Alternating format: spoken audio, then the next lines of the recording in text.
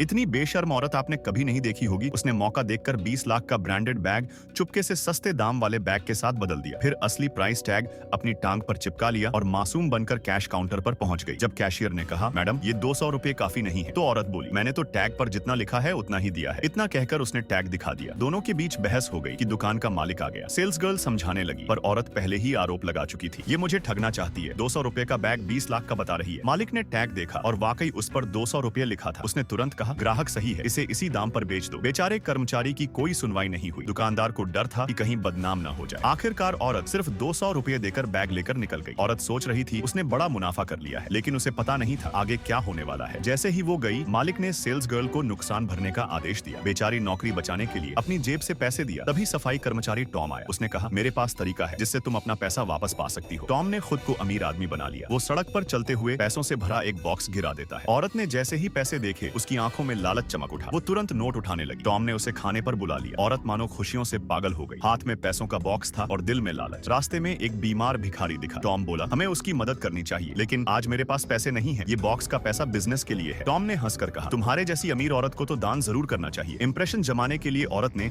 अपनी जेब के सारे पैसे भिखारी को दे दिए। ये पैसा तुम रखो। औरत के चेहरे पर लालच भरी मुस्कान आ गई। उसने तुरंत बॉक्स खोला और पैसे निकालकर अपने पर्स में भर ली। लेकिन तभी उसकी आंखें फटी रह गईं। वो सारे नोट नकली थे। असल में ये पूरा खेल उसी को बेवकूफ बनाने के लिए था। आखिरकार कर्मचारी को अपना हक वापस मिल गया। औरत वो लालच में पड़कर खुद ही ठगी गई।